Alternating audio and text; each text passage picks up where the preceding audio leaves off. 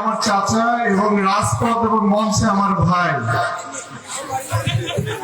আপনাদের ইউনিয়নের বারবার নির্বাচিত চেয়ারম্যান, আপনাদের প্রাণের মানুষ, পছন্দের মানুষ, আমার শ্রদ্ধাভাজন চাচা, আজকের এই ঐতিহাসিক জনসভার শ্রদ্ধাভাজন সভাপতি জনাব গোলাম আলমগীর সাহেব উপস্থিত আছেন, শ্যামনগর উপজেলা বিএনপির সিনিয়র নেতৃবৃন্দ, আমার অভিভাবক বৃন্দ, কেন্দ্রীয় কৃষক দলের সহ সম্পাদক সহ অঙ্গ সংগঠনের নেতৃবৃন্দ, আমার সামনে উপস্থিত আমার মা ও বোনেরা, আমার মুরব্বী গুরুজন যুবক ভাইয়েরা, সাংবাদিক বৃন্দ, আসসালামু আলাইকুম ওয়া রাহমাতুল্লাহি ওয়া বারাকাতুহু। কেমন আছেন আপনারা? আমি প্রথমেই ক্ষমা চেয়ে নিচ্ছি যে দীর্ঘক্ষণ ধরে আপনারা অপেক্ষা করছেন, তবে একটা জিনিস দেখে ভালো লাগছে যে আপনারা খুব শান্তভাবে ধৈর্য সহকারে বসে আছেন, এটা দেখে ভালো লাগছে।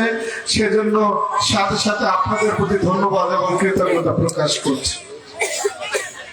শ্যামনগরে যতদিন ধরে রাজনীতিতে আমার যতটুকু বিচরণ, এই বিচরণের মধ্যে সবচেয়ে বেশি সময় আমি যে ইউনিয়নটাতে দিয়েছি সেই ইউনিয়নটি হলো নূরনগর ইউনিয়ন। আমার বাড়ি যেখানে, আমি ঈশ্বরীপুর ইউনিয়নের বাসিন্দা, ঈশ্বরীপুর ইউনিয়নের বারবার নির্বাচিত চেয়ারম্যান সাহেব এখানে আছেন। আমার ঘর থেকে বের হয়ে বংশীপুর বাস স্ট্যান্ড ব্যবসায়ীদের সাথে আজ আমার শুভেচ্ছা বিনিময়ের সুযোগটুকু আমার হয়ে ওঠেনি, আর ইউনিয়ন ঘোরা তো দূরের কথা। তো এই ইউনিয়নের মানুষের সাথে, এই ইউনিয়নের নেতাকর্মীর সাথে, সাধারণ ব্যবসায়ীদের সাথে একটা আত্মার আত্মিক সম্পর্ক আমার গড়ে উঠেছে। আমি নূরনগর ইউনিয়নের উপস্থিত সমবেত জনতাকে জানাতে চাই, ইনশাআল্লাহ আর মাত্র 5 দিন পরে নির্ধারণ হবে পরবর্তী 5 বছর শ্যামনগর কিভাবে চলবে। আমি কারোর সমালোচনা করতে চাই না, কাউকে নিয়ে সমালোচনা পারতপক্ষে করি না, তবে যেটি বিদ্যমান হচ্ছে একটা বিশেষ দল, যাকে আমি বলি সংঘবদ্ধ ধর্ম ব্যবসায়ী গোষ্ঠী। এই ধর্ম ব্যবসায়ী গোষ্ঠীরা, তারা দেখলাম তাদের নির্বাচনী শিডিউলে যখন শিডিউল দিয়েছে এক এক ইউনিয়নে 2টা-3টা করে জনসভা দিয়েছে। এখন জনসভার পথসভার পার্থক্যটা তারা বুঝে কি বুঝে না আমি জানি না। তো তাদের জনসভা হওয়ার পরে আমরা সেখানে জনসভা করি, করলে আবার 3-4 দিন পরে সারা শ্যামনগর থেকে মানুষ উঠায় আবার সেই মাঠে আরেকটা জনসভা করে। তাদের প্রত্যেকটি জনসভা থেকে মানুষ মুখ ফিরিয়ে নিয়েছে, আর আমরা এক একটা ইউনিয়নে একটা করে জনসভা করছি। শুধুমাত্র পদ্মপুকুর এবং গাবুরা যেহেতু যোগাযোগ ব্যবস্থা অত্যন্ত নাজুক, যে কারণে আমরা ওই ইউনিয়ন দুটিতে 2টা-4টা 2 প্রান্তে আমরা জনসভা করেছি। সৌভাগ্যের বিষয়, আনন্দের বিষয়, আপনাদের খুশি হওয়ার বিষয়। প্রথম জনসভাতেও যেমন ওরা প্রথম যে জনসভাটা করেছে আমাদের জনসভা, তার থেকে প্রত্যেকটা জনসভায় 4 গুণ 5 গুণ বেশি উপস্থিতি যেমন হয়েছে, ঠিক তেমনি ওরা 8 ঘাট বেঁধে যখন আবার ওই জনসভার থেকে বড় জনসভা করতে গেছে, সেটাও কোনোভাবে বড় হয়নি। আগামী 12 তারিখ সারা শ্যামনগরে ধানের শীষের জয় জয়কার হবে এবং আমি বিশ্বাস করি এই নূরনগর থেকে সেই জয়ের নিশান প্রথমেই উঠবে ইনশাআল্লাহ। নূরনগরের মা বোন, সংগ্রামী জনতা উপস্থিতি, আপনারা জানেন আমাদের দলের পরিকল্পনা সম্পর্কে, আপনারা ফ্যামিলি কার্ডের কথা জানেন, কৃষি কার্ডের কথা জানেন, স্বাস্থ্য কার্ডের কথা জানেন। আমি বিস্তারিত আলাপে যেতে চাই না, তো এটুকু বলি, বাংলাদেশে 4 কোটি পরিবার আছে। 4 কোটি পরিবারে যেমন 4 কোটি পুরুষ প্রধান আছে, ঠিক তেমনি 4 কোটি নারী আছেন কিন্তু এই পরিবারে গৃহিণী মা হিসেবে। তো এই যে 4 কোটি পরিবারের যিনি গৃহকর্ত্রী আছেন তাকে একটা করে ছবি সহ একটা ভোটার আইডি কার্ডের মতো একটা ফ্যামিলি কার্ড করে দেওয়া হবে এবং এই কার্ডে প্রতি মাসে 2 থেকে 2.5 টাকা নগদ বা এর সমপরিমাণ আপনার পণ্য সামগ্রী, যেটি আপনার সংসারে নিত্য প্রয়োজনীয় পণ্য সামগ্রী আপনি নিতে পারবেন। উদ্দেশ্য হলো এই টাকাটা যদি আপনি গ্রহণ করেন 2 মাস 3 মাসের টাকাটা জমিয়ে যেন আপনি ছোট্ট করে একটা কিছু শুরু করতে পারেন, আপনি যেন অর্থনৈতিক ভাবে আস্তে আস্তে একটু একটু করে স্বাবলম্বী হয়ে গড়ে উঠতে পারেন। একটা পরিবারে একজন মা যদি অর্থনৈতিক ভাবে স্বাবলম্বী হয়ে গড়ে উঠে তাহলে ওই পরিবারে প্রথমত ওই মায়ের মান সম্মান মর্যাদা কিছুটা হলে বৃদ্ধি পায়, পায় কিনা? একজন মা যখন অর্থনৈতিক ভাবে স্বাবলম্বী হয় তখন সেই পরিবারের সন্তানদের ভবিষ্যৎ নিয়ে বাবার দুশ্চিন্তা কিছুটা হলেও কমে কিনা? তো তারেক রহমান উদ্যোগ নিয়েছেন বাংলাদেশের 4 কোটি পরিবারের প্রত্যেকটা মাকে, প্রত্যেকটা নারীকে অর্থনৈতিক ভাবে সচ্ছল করে গড়ে তোলার জন্য প্রত্যেকটা মাকে একটা করে ফ্যামিলি কার্ড করে দিবেন। কৃষি কার্ডের সুবিধার কথা জানেন যে এই কার্ড যদি আপনার থাকে, কার্ডের মাধ্যমে আপনি ফ্রি বীমা করতে পারবেন। যে শস্য আপনি লাগাবেন, যে চাষ আপনি করবেন, সেটি যদি কোনোভাবে ক্ষতিগ্রস্ত হয় এই কার্ডের মাধ্যমে বিনা পয়সায় আপনি বীমা করে রাখতে পারবেন। যদি কোনো প্রাকৃতিক দুর্যোগে বা কোনো ভাইরাসে আপনার ফসল, আপনার চাষ নষ্ট হয়, রাষ্ট্র আপনাকে শতভাগ ক্ষতিপূরণ দিয়ে দিবে। তাহলে আর কোনো ঋণের বোঝা আপনার কাঁধে চাপবে না। সাথে সাথে যাদের 10,000 টাকা কৃষি লোন আছে সেই 10,000 টাকা কৃষি লোন সকলকে মওকুফ করে দেওয়া হবে। আপনি সরকারের নির্ধারিত মূল্যে যত ধরনের কৃষি পণ্য সামগ্রী আছে সেটি ক্রয় করতে পারবেন।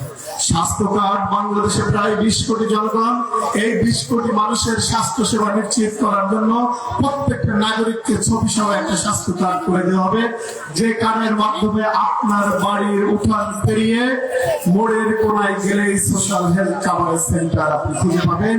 সেই সোশ্যাল হেলথ কাভারেজ সেন্টার গুলোতে নতুন করে 1 লক্ষ স্বাস্থ্যকর্মী নিয়োগ দেওয়া হবে, যার মধ্যে 80,000 হবে নারী, 20,000 হবে পুরুষ। তার মানে আপনার ওই সোশ্যাল হেলথ কাভারেজ সেন্টারে যদি 3 জন বা 4 জন ডাক্তার থাকে তার মধ্যে অধিকাংশই থাকবে নারী ডাক্তার। কারণ কি? কারণ হলো আমার এই উপস্থিত মা বোনদের ছোট ছোট অনেক সমস্যা থাকে, সংকোচ বোধের কারণে পুরুষ ডাক্তারের কাছে যে তারা তাদের সমস্যার কথাগুলো বলতে পারেন না। এ কারণে এই ছোট ছোট রোগ বালাইগুলো তারা পুষে রাখে, একটা সময় বড় বিপদে পড়ে যায়, বড় একটা রোগে পড়ে যায়, তখন কুল কিনারা থাকে না। তো তাদের সুচিকিৎসা একদিকে যেমন নিশ্চিত করার জন্য এবং প্রত্যেকটা গ্রামীণ মানুষের স্বাস্থ্য সেবা নিশ্চিত করার জন্য একবারে গ্রামীণ পর্যায়ে, প্রত্যেকটা গ্রামীণ পর্যায়ে, ওয়ার্ড পর্যায়ে সোশ্যাল হেলথ কাভারেজ সেন্টার গড়ে তোলা হবে। আপনার সমস্যা হলে আপনি সেখানে যাবেন, বিনা পয়সায় আপনাকে চিকিৎসা দেওয়া হবে, ওষুধটাও আপনাকে সেখান থেকে বিনা পয়সায় দেওয়া হবে। এটা কি ভালো উদ্যোগ না খারাপ উদ্যোগ? আপনার যে সন্তানকে নিয়ে আপনি স্বপ্ন দেখেন আপনার সন্তান মানুষের মতো মানুষ হবে, লেখাপড়া শিখে আপনার পরিবারের হাল ধরবে, এই স্বপ্ন ফিকে হয়ে যায় যখন সন্তানের ভালো একটা চাকরি হয়। এই সন্তান যখন পড়ালেখা শেষ করে ওই মোড়ের দোকানে, কেরানের দোকানে বসে প্রথম কয়েকদিন মন মারা হয়ে বসে থাকে, পরে এলাকার যারা বখাটে ছেলে আছে বা লেখাপড়া থেকে ঝরে পড়া ছেলে আছে তাদের সাথে মিশে ভুল পথে যখন ধাবিত হয় তখন কিন্তু বাবা মায়ের দুশ্চিন্তার আর সীমা থাকে না। তারেক রহমান বলেছে আপনার সন্তান লেখাপড়া যখন শেষ করবে তার দায়িত্ব নেবে রাষ্ট্র। যতদিন না তার চাকরি হবে ততদিন পর্যন্ত তাকে যুব ভাতা দেওয়া হবে এবং এই যুব ভাতার টাকা দিয়ে সে বিভিন্ন প্রতিষ্ঠানে চাকরির আবেদন করতে পারবে, সে আপনার উপরে নির্ভরশীল হবে না। এবং যারা মেধাবী তাদের চাকরির ব্যবস্থা করা হবে, যারা কম মেধাবী তাদের স্কিল বেসড ট্রেনিং এর মধ্য দিয়ে বিভিন্ন বিষয়ে কর্মদক্ষ করে গড়ে তোলে সেখানে তাদের কর্মসংস্থানের ব্যবস্থা করা হবে। এই ব্যাপারে আমার একটা ছোট্ট পরিকল্পনা আছে। আগামী 12 তারিখে যদি আপনারা আমাকে নির্বাচিত করেন তাহলে শ্যামনগরের 11টা ইউনিয়ন এবং একটা পৌরসভা 12টি ইউনিটকে নিয়ে আমি 4টা লার্নিং হাব আইটি সেন্টার করতে চাই। সেই 4টা লার্নিং হাবে যেটি আমি করতে চাই আমার শিক্ষিত বেকার যুবক ভাই বোনেরা যারা আছে, যারা চাকরিজীবী, স্বল্প বেতনের চাকরিজীবী বা ইন্টারমিডিয়েট পড়ছে, এর থেকে কলেজ পড়ুয়া, ইউনিভার্সিটি পড়ুয়া ছেলে ভাই বোন যারা আছে তাদেরকে ফ্রি 5 থেকে 7টা কোর্সে স্কিল ডেভেলপমেন্ট কোর্সে পড়ালেখার পাশাপাশি চাকরির পাশাপাশি বা যারা বেকার আছে তাদেরকে প্রশিক্ষণ দিতে চায়। সেগুলো হলো web development, graphics designing, digital marketing, data entry, cyber security, chat GPT, prompt engineering, এই ধরনের পপুলার কোর্সগুলো তাদেরকে প্রশিক্ষণ দিতে চায় বিনা খরচে। উদ্দেশ্য কি? উদ্দেশ্য হলো আপনারা জেনে খুশি হবেন, গত অর্থ বছরে আমাদের দেশে 32,000 কোটি টাকা রেভিনিউ এসেছে। উইদাউট পেমেন্ট গেটওয়ে, কোন পেমেন্ট চ্যানেল ছাড়াই। এই টাকাটা কারা এনেছে জানেন? আপনার পরিবারের ওই যে ছেলেটার কাজে, ওই যে মেয়েটার কাজে আপনি খুশি না, যে সন্তানটি আপনার সারাদিন ফোন টিপে আপনি বিরক্ত হন, ওই ফোনের মধ্যে ফ্রিল্যান্সিং, আউটসোর্সিং এর কাজ করে এই টাকাটা বিদেশ থেকে ডলার করে সে বাংলাদেশে নিয়ে এসেছে। এদের সংখ্যা 11.5 লক্ষ। এই 11.5 লক্ষ ছেলে মেয়ে স্বেচ্ছায় উদ্যোগী হয়ে তারা এই কাজগুলো করে দেশের জন্য 32,000 কোটি টাকা নিয়ে এসেছে। তারেক রহমান বলেছে আগামী 12 তারিখে যদি বিএনপি সরকার গঠন করে তাহলে এই যে ছেলে মেয়েরা কাজ করছে, যে পেমেন্ট গেটওয়ে নাই, তাদের জন্য ইন্টারন্যাশনাল পেমেন্ট গেটওয়ে ওপেন করে দেবে। এই 32,000 কোটি টাকা তখন ডাবলিং করবে, 64,000 কোটি টাকা হবে। এটা তখন 100 কোটি টাকা হবে। এভাবেই কিন্তু এই টাকাটা বাড়তে থাকবে, এই টাকাটা বাড়তে থাকবে। আমাদের দেশের রেভিনিউ, আমাদের শ্রমিকরা বিদেশে যায়, সেখান থেকে ডলার ইনকাম করে পাঠায়, যেমন রেভিনিউ আসে, ঘরে বসে আপনার ছেলে আপনার মেয়ে লেখাপড়ার পাশাপাশি চাকরির পাশাপাশি সে বিদেশি মুদ্রা ঘরে বসে ইনকাম করতে পারবে।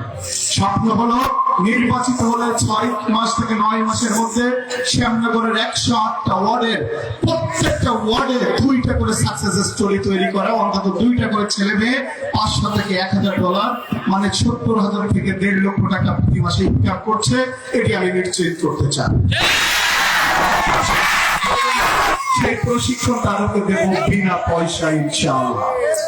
এবং এই ছেলে মেয়েগুলোকে যদি প্রশিক্ষণের মাধ্যমে স্বনির্ভর করে গড়ে তুলতে পারি, ওদের দেখা দেখি ওই পাড়া মহল্লায় যত বেকার ছেলে মেয়ে আছে, এরা যখন শুরু করবে তারা যখন কটাক্ষ করবে, এরা যখন টাকা পয়সা ইনকাম করে ভালো একটা গাড়ি কিনবে, একটা বাড়ি করার চেষ্টা করবে, তখন ওই ছেলে মেয়েগুলো উদ্বুদ্ধ হবে এবং এদের পিছনে পিপিলিকার মতো লাইন ধরবে যে ভাই আমাকে একটু শিখাই দাও, বলবে কিনা?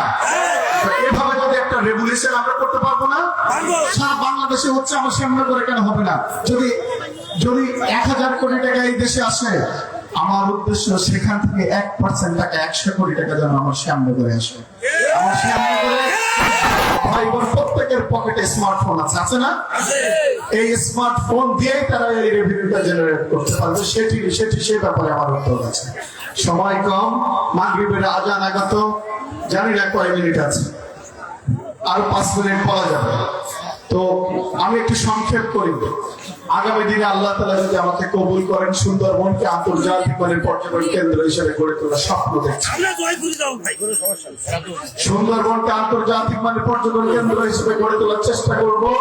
এবং সুন্দরবন যদি আন্তর্জাতিক মানের পর্যটন কেন্দ্র হয়, টেকসই বেড়িবাঁধের ব্যবস্থা হবে, যোগাযোগ ব্যবস্থার উন্নয়ন হবে, আপনার সুপ্রিয় পানির ব্যবস্থা হবে, এখানে হোটেল, রিসোর্ট, মোটেল গড়ে উঠবে এবং সেখানে আমাদের শত শত হাজার হাজার বেকার ভাই বোনের কর্মসংস্থানের সুযোগ হবে। আমি একটা কথা বলেছি, এখানে একটা ডোমেস্টিক এয়ারপোর্ট করতে চাই। জামাতের ওয়ার্ড বাহিনী আমার ফেসবুকে আক্রমণ করেছে, গতকাল সোশ্যাল মিডিয়া আক্রমণ করছে যে এয়ারপোর্ট মানে সে তো বিশাল ব্যাপার, কিন্তু ওদের এতটুকু অভিজ্ঞতা নাই। সুন্দরবন যদি আন্তর্জাতিক মানের পর্যটন কেন্দ্র হয়, তার পূর্ব শর্ত হলো এখানে একটা ডোমেস্টিক এয়ারপোর্ট হতে হবে, না হলে এটাকে আমরা ঠিক এয়ারপোর্ট মানে ডোমেস্টিকের বাংলা অভ্যন্তরীণ এয়ারপোর্ট, বিদেশের সাথে যোগাযোগ হবে। এটা দেশের যশোর থেকে এখানে আসবে, ঢাকা থেকে এখানে আসবে, চিটাগাং থেকে এখানে আসবে, কক্সবাজার থেকে আসবে। তো এটার অর্থ অনেকে বুঝে না, তারা ভিন্ন খাতে এটা প্রচার করার চেষ্টা করছে। আল্লাহ তাআলা যদি আমাকে কবুল করে, আমি অঙ্গীকার করে যাচ্ছি সুন্দরবন আন্তর্জাতিক মানের পর্যটন কেন্দ্র হবে। ঢাকা থেকে যেমন বাংলাদেশের বিভিন্ন প্রান্ত থেকে প্লেনে উঠে মানুষ এই সুন্দরবনে আসবে ইনশাআল্লাহ। আবার এই সুন্দরবন কেন্দ্রিক শ্যামনগরের মানুষ বাড়ি থেকে নেমেই প্লেনে চড়ে ঢাকাতে যাবে ইনশাআল্লাহ। বলেছি রহমান সাহেবের কাছে আবদার করেছি, দাবি জানিয়েছি আমার শ্যামনগরে একটি কারিগরি বিশ্ববিদ্যালয় দিতে হবে। এটি নিয়ে জামাতের আমার অনেক মাথা ব্যথা, তারা দেখে এটি নিয়ে ট্রোলিং করতেছে শ্যামনগরে বিশ্ববিদ্যালয়। আরে ভাই আমি তো বলেছি কারিগরি বিশ্ববিদ্যালয়, কারিগরি বিশ্ববিদ্যালয়। তো কারিগরি বিশ্ববিদ্যালয় তো আমাদের এই খুলনা ডিভিশনের মধ্যে কয়টা আছে? একটা আছে মনে হয় যশোরে, আর না আরেকটা কুষ্টিয়ার অজপাড়া গায়ে যদি বিশ্ববিদ্যালয় হতে পারে, শ্যামনগরে কেন কারিগরি বিশ্ববিদ্যালয়? আমার জন্য আপনার যোগ্যতা থাকা লাগবে, যার কাছ থেকে আনবেন তার কাছে চাওয়ার যোগ্যতা থাকা লাগবে। আল্লাহ তাআলা কবুল করলে ইনশাআল্লাহ আমার কাজের মধ্য দিয়ে প্রমাণ দিব যে ইশতেহারের কথা আমি বলেছি অক্ষরে অক্ষরে পালন করবেন ইনশাআল্লাহ। আমার সনাতনী ভাই বোনদেরকে হুমকি ধমকি দেওয়া হচ্ছে, ভয় ভীতি দেখানো হচ্ছে তারা যেন ভোট কেন্দ্রে না যায়। আমি তাদেরকে ব্যর্থহীন কণ্ঠে বলতে চাই, হুমকি ধমকি দেখায় লাভ হবে না। আপনারা আধারে হাজার হাজার আমার ব্যানার খুলে নিচ্ছেন বিভিন্ন ইউনিয়ন থেকে, একটা ইশারা দিলে আপনাদের ব্যানারও থাকবে না। আমরা এই দেশটাকে অস্থিতিশীল করতে চাই না। তারেক রহমান স্পষ্ট ভাবে বলেছেন আগামী 12 তারিখে যদি তারেক রহমানের সরকার প্রতিষ্ঠিত হয়, জাতি ধর্ম বর্ণ গোত্র নির্বিশেষে সকলকে নিয়ে সম অধিকার সমমর্যাদার ভিত্তিতে আমরা একটা সমন্বিত জাতিসত্তা গড়ে তুলব, যেখানে প্রত্যেকটি মানুষ সম অধিকার সমমর্যাদা সম্পদের নিরাপত্তা পরিবারের নিরাপত্তা নিয়ে সম অধিকার নিয়ে বসবাস করবে। কে সংখ্যালঘু কে সংখ্যাগুরু কে ক্ষুদ্র গোষ্ঠী এই বিচার বিবেচনা থাকবে না। আমি আপনাদের সামনে অঙ্গীকার করছি যদি 12 তারিখে আমি নির্বাচিত হই, এই সমাজের সবচেয়ে দুর্বলতম ব্যক্তি, ধরে নেন আপনার এখানে মুন্ডা পাড়ার সবচেয়ে দরিদ্রতম দুর্বল ব্যক্তি, তার উপরে যদি জুলুম হয়, তার উপরে যদি অত্যাচার হয়, সেই জুলুমকারী সে অত্যাচারী ব্যক্তি, সেই প্রভাবশালী ব্যক্তি, সেই রাজনৈতিক ব্যক্তি যে হোক না কেন, আমার দলের কোন নেতা যদি হয়, আমার অবস্থান হবে ওই দরিদ্রতম দুর্বল ব্যক্তির পক্ষে এবং ওই প্রভাবশালী অর্থশালী রাজনৈতিক। আপনি যতক্ষণ ন্যায়ের পথে থাকবেন আমার এবং আপনার উপরে যদি জুলুম হয়, আপনার পাশে যে মানুষটিকে ঢাল হিসেবে পাবেন সেই মানুষটি আমি হব ইনশাআল্লাহ। নির্বাচিত হলে আপনারা যে কোনো প্রয়োজনে আমার কাছে আসতে পারবেন, চাইলে এই মঞ্চে উপস্থিত নেতাদের মাধ্যমে আসতে পারবেন। ওনাদের মাধ্যমে আসলে পরে যতটুকু সম্মান এবং গুরুত্ব দিয়ে আপনার কথা আমি শুনবো, আপনার সমস্যার সমাধানে আমি চেষ্টা করব। আপনি একলা আসলেও ততটুকু সম্মান গুরুত্ব দিয়ে আপনার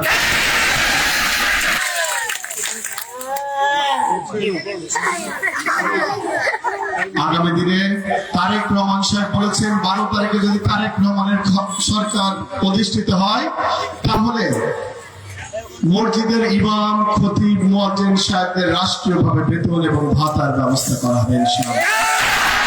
সনাতনী ধর্মের মা বোন কাকা যারা আছেন, আপনারা মন্দিরে পুরোহিত বাবু প্যাগোডাতে যারা দায়িত্বে আছেন, সেবক আছেন, সকলকে জানিয়ে দিবেন তাদের জন্য রাষ্ট্রীয়ভাবে বেতন এবং ভাতার ব্যবস্থা করা হবে।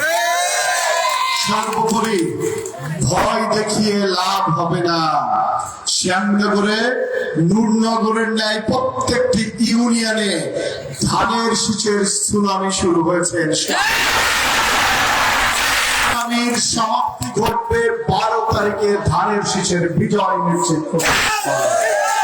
আমার মা বোন যারা আছেন, আপনাদের কাছে আমার বিনয়ের সাথে অনুরোধ, আপনারা সকাল সকাল 7টার মধ্যে ভোট কেন্দ্রে যাবেন। পাড়ার সকল মা বোনদেরকে সাথে নিয়ে দল বেঁধে, আমার মুরব্বী কাকা গুরুজন ভাই যুবক ভাইরা আছেন, আমি বিনয়ের সাথে কর জোরে আপনাদের কাছে অনুরোধ করতে চাই, ফজরের আজান দিলে যারা মুসলিম আপনারা মসজিদে চলে যাবেন নামাজ পড়তে, নামাজ পড়ে ভোট কেন্দ্রে আপনারা অবস্থান নেবেন। সনাতনী ধর্মের যারা আছেন আপনাদের কাছে আমার অনুরোধ, ভোর 5:30 থেকে 6টার মধ্যে আপনারা ভোট কেন্দ্রে চলে যাবেন। আর সনাতনী ধর্মের অন্য ধর্মের প্রতি যারা নিষেধাজ্ঞা করছে, রক্তচক্ষু দেখাচ্ছে, ভিন্ন মত, ভিন্ন দল, ভিন্ন পথের মানুষকে যারা ভয় ভীতি দেখাচ্ছে, আপনাদের ভয় পাওয়ার কোনো কারণ নাই। একটা গোপন কথা বলি, জামাত ইসলামের যিনি সংসদ সদস্য প্রার্থী বড় একটা তালিকা প্রশাসনকে দিয়েছে তাদেরকে গ্রেফতার করার জন্য। ঠিক 17 বছর বিগত সরকার সাধারণ মানুষের উপর অত্যাচার করেছে, ঠিক একইভাবে এই ধর্ম ব্যবসায়ী গোষ্ঠীর তারা ভিন্ন মত, ভিন্ন পথের মানুষকেও জেল জুলুম মিথ্যা মামলা দিয়ে হয়রানি করতে চায়। আমি সেখানে প্রশাসনকে কণ্ঠে বলেছি, যদি কোনো ব্যক্তির ব্যাপারে আপনাদের স্পেসিফিক তথ্য প্রমাণ থাকে তার বিরুদ্ধে ব্যবস্থা নিতে পারেন, আমাদের কোনো সমস্যা নাই, কিন্তু ধারাভাবে কাউকে আপনারা গ্রেফতার করতে পারবেন না, কাউকে আপনারা মিথ্যা মামলা দিতে পারবেন না। এবং সেটি যদি প্রশাসন করে আমাদের অবস্থান হবে প্রশাসনের বিরুদ্ধে। আমার বিশ্বাস, এবং প্রশাসন আশ্বস্ত করেছে তাদের কাছে সুনির্দিষ্ট তথ্য প্রমাণ না থাকলে কারণ কথা মতো কোনো ভিন্ন মতের ভিন্ন পথের মানুষকে তারা গ্রেফতার করবে না, মিথ্যা মামলা দিবে না ইনশাআল্লাহ। ওই জন্য জাতি, ধর্ম, বর্ণ, শ্রেণী, পেশা, দল, মত ঊর্ধ্বে উঠে সকলকে 12 তারিখে ভোট কেন্দ্রে এসে ধানের শীষের পক্ষে আপনাদের ম্যান্ডেট দিয়ে ধানের শীষকে বিজয়ী করার উদাত্ত আহ্বান জানিয়ে আগামী 9 তারিখ শ্যামনগরে বিএনপির ঐতিহাসিক জনসভা হবে।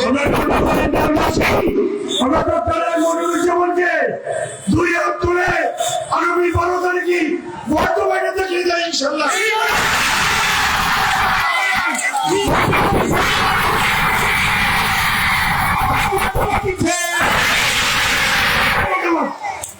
তো 9 তারিখে আপনারা সকলে দলবদ্ধ ভাবে আমাদের সিনিয়র নেতৃবৃন্দ আছেন, চাচা আছেন, আপনারা সামনে করে আসবেন, আমাদের কেন্দ্রীয় নেতৃবৃন্দ আসতেছেন।